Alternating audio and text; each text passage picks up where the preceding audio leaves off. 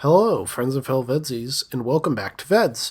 If you saw yesterday's video, then you know that I visited Huntsville's U.S. Space and Rocket Center, which I don't think I ever said the name of correctly in yesterday's video. I spent most of that video just kind of showing off the rockets and all the big impressive stuff. So I wanted to spend today kind of going inside some of the exhibits in the museum and showing off some of the stuff that I found really cool. Starting off with the first room you enter, which is a pop culture and space room. I think this is a really smart idea for a museum that has a lot of kids visiting to start them and kind of hook them immediately with all this IP that they recognize. They have a lot of really cool stuff that predates the space race, and then stuff from the space race and beyond. A lot of properties here represented: American Girl, Star Trek, Star Wars, of course. They had a really cool display of a Saturn rocket Lego set and a little Moonlander Lego set. As someone who collects Legos and has some very old NASA-themed Legos, I found those to be really neat. But probably the thing that appealed to me most was that the people who were designing the spaceships for Star Wars, when they were making the A-Wings,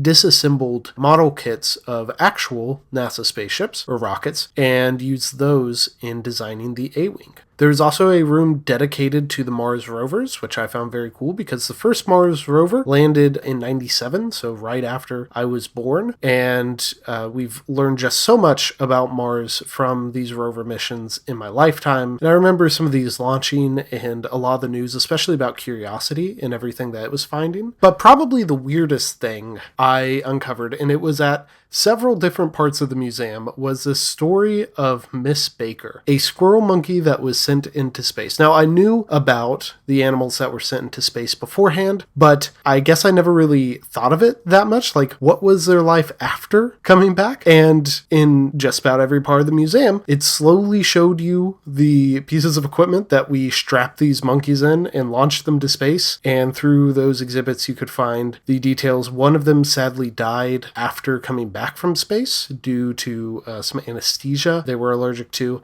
But Miss Baker lived to be the longest living squirrel monkey to date, or at least that's what the plaque says. But the craziest thing about it is that after Miss Baker died, they buried her right outside the entrance. So one of the first things you see when you come up to the door is a gravestone for Miss Baker. And I thought that Miss Baker, like when I passed it initially, was just someone important to the museum, which is true. It's just that instead of being a person, it was a monkey. Right outside the Saturn rocket room, I found this very cool early prototype of a bicycle plane that an Alabaman made and was, along with the Wright brothers, one of these early prototypes of planes. And then, of course, you get into the Saturn rocket room, which I feel like is kind of the main event of this location and is just incredible. They have all sorts of information and exhibits and artifacts along the room, but probably my favorite for some reason was the mobile quarantine facility, which is basically just this Airstream that they stuck the astronauts in after they came back from space, just in case they picked up any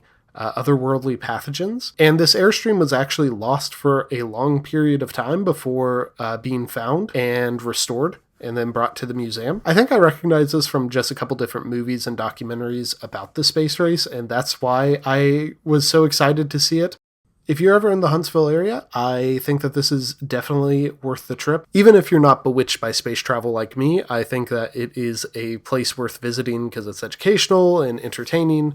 And where else are you going to see these things? So, friends and fellow VEDSies, with that, I will see you tomorrow.